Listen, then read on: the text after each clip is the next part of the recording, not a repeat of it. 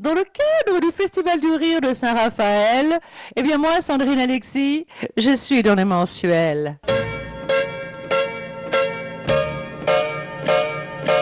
Growing up in a slum neighborhood where the crime rate is amongst the highest in the nation is not easy. But I think in this instance, I would have to be out of my mind not to recommend that you be sent to the asylum for the criminally insane. Alors on se rend compte qu'on devient imitateur quand on est petit, quand on va à l'école, quand on aime des chanteurs, des acteurs et quand on imite sa famille et que voilà, ça devient un jeu un peu compulsif. Donc c'est comme ça ça devient inévitable, quoi. C'est quelque chose qu'on fait de façon compulsive. On se rend compte que ça fait rire les autres, donc on continue. Et puis moi, pendant longtemps, j'ai douté. En fait, je me disais, mais en fait, c'est moi qui me fais des films. Je fais un peu comme la personne, mais bon, quand même. Et puis à force, en grandissant, les gens me disaient, dis donc, mais tu fais bien la voix. Et ça se répétait.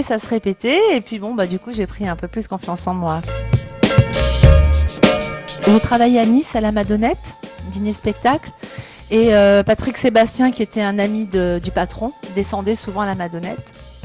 Il faisait souvent passer des artistes dans Sébastien C'est Fou. Et donc, cette fois-là, il m'a vu sur scène. Il m'a invité sur Sébastien C'est Fou à faire quelques voix comme ça. Et c'est dans cette émission-là que j'ai rencontré Yves Lecoq. J'ai été castée pour Les Guignols, parce qu'Yves Lecoq a donc parlé de mon Guignol. Et puis c'est là que tout a commencé avec Les Guignols et ça fait 22 ans maintenant. C'est un autre exercice qui est peut-être plus relaxant parce que du coup, on arrive en studio, on s'installe, on nous fournit les textes, on est dirigé sur 3-4 répétitions. Donc on est super sécurisé en fait. Alors que sur scène, c'est nous, c'est la personne entière qui va sur scène, qui peut avoir des trous de mémoire, qui peut ne pas avoir assez d'énergie et tout ça pendant 1h30 sans s'arrêter. Donc c'est pas pareil. Mais moi je suis très contente parce que du coup je fais les deux et puis voilà, c'est complémentaire. Allô, monsieur l'ordinateur, dites-moi, où est passé mon cœur? Mon visage écorché sur ma joue, écorché, mon petit cœur tout bout. Bonsoir, bonsoir Paris, wap to wap wap wap, wap to wap wap. Les Guignols me commandent des voix aux imitateurs. Ils décident de créer un personnage et donc voilà. Et donc en ce qui me concerne, pour mes voix féminines, voilà, ils me disent tiens, on voudrait sortir comme on a sorti dernièrement Cécile Duflot. Qui est très adolescente comme ça, qui a une voix quand même, c'est vrai qu'elle a une voix super jeune, alors du coup on a fait une ado qui se rebelle quoi, sans arrêt, qui dit ah ça va, t'es pas mon père, ok? Bon alors tu vois, voilà, donc pour moi ça m'a complètement éclaté parce que voilà, d'un coup on va dans une dimension super exagérée et j'adore ça.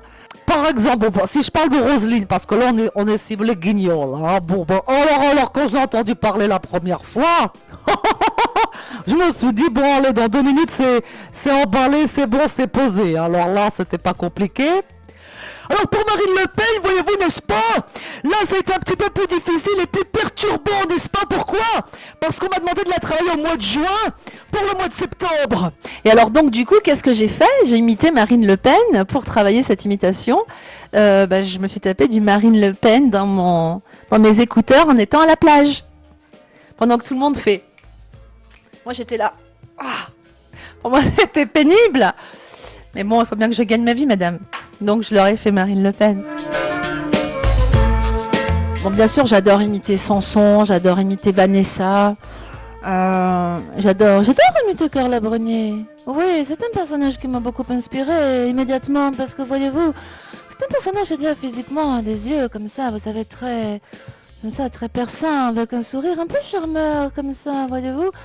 Et cette petite bouche en cul de poule. Regardez, puis cette mélodie, quand je parle, ça monte, ça descend, ça remonte, ça va à droite, ça va à gauche. Mais c'est allé beaucoup à droite, des fois je me demande s'il ne faudrait pas que je retourne un peu sur la gauche. Nicolas et moi, ça a été immédiat, comme à chaque fois.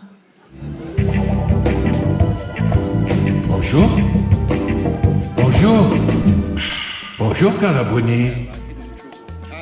Oh, Bonjour. En fait, je suis quand même plus touchée par le fait de rencontrer les gens que j'imite que par le fait de les imiter. La rencontre avec Véronique Sanson, un duo avec elle, premier étage de la Tour Eiffel, ça c'était top. Et puis alors, la rencontre avec Céline Dion dans un stade de Genève, là-bas, dans les loges. Voilà, je m'en suis pas remise en fait. Voilà, moi ça me... Là, je redeviens la petite fille, la fan. Wouh! Hey, ça va bien! Oh mon Dieu, je suis contente de te voir, ça me plaît bien. Il y a des personnages comme ça où on chope bien le visage, par exemple. Qu'est-ce que je fais? Ah oui, ben là, je t'ai fait Jane, tu vois, regarde. Tu vois? Alors, pour faire Jane, tu vois, tu l'as fait des yeux qui sont tous des exorbités. Oh, des doudis-doudas. Tu vois, là, tu chopes une tête. Après, il y a Catherine Deneuve. Voilà, bien sûr, je ne suis pas blonde, mais voilà, c'est toute une attitude avec une bouche. Une bouche. Une bouche à Catherine Deneuve. C'est une bouche qui parle même lorsqu'elle ne parle pas. Vous voyez, ça remue, c'est mal fait en fait. Enfin voilà, quand je peux prendre la tête de quelqu'un, c'est génial parce que du coup, ouais, ça marche 10 fois mieux, quoi. Je vous ferai pas Anémone parce que là, c'est terrible. Là, la tête que j'ai, je vous la ferai pas. Venez voir le spectacle. Le fil conducteur du spectacle, c'est le coaching, c'est-à-dire que voilà, je me suis dit, on coach tout à la télé maintenant. On coach la cuisine, on nous coach en cuisine, on nous coach pour élever nos enfants, on nous coach pour vendre un appart, enfin. Donc, je me suis dit, allez, je vais surfer sur la vague et je vais faire un spectacle d'imitation où je vais dire aux gens, je veux qu'à la fin du spectacle, vous sachiez tous imiter quelqu'un. Que ce soit une célébrité, votre mère, votre belle-mère, qui vous voulez. Vous allez me faire Bourville. Oh là là, mon vélo, il va marcher beaucoup moins bien.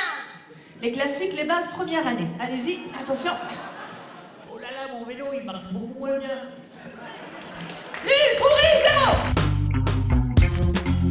Je me suis dit, tiens, et si les hommes célèbres avaient été des femmes? Parce que ça me permettait justement d'imiter ou Johnny Hallyday, ou Francis Cabrel, ou Gainsbourg. Non, je me suis dit, s'ils étaient des femmes, en fait, Johnny Hallyday, ça ferait Janine Hallyday. Donc, je fais Janine Hallyday sur scène. En féminisant le personnage. Donc, voilà, qu'est-ce que ça donne? Et alors, Gainsbourg en femme, au niveau des textes, c'est pas dégueu.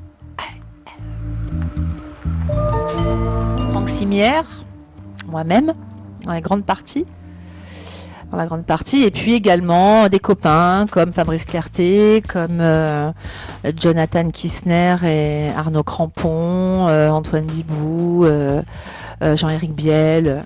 C'est-à-dire que du coup, après, j'ai récupéré un peu des petits trucs que j'aimais bien. Ce sont des copains qui m'avaient écrit des choses, les auteurs des Guignols, qui m'ont fait un cadeau, qui m'ont écrit un sketch Guignol. Après ce spectacle, je compte bien vous imiter. Parce que je trouve que vous avez quand même une façon de poser des questions qui est très sympa. Après ce spectacle, je vais manger toutes ces amandes.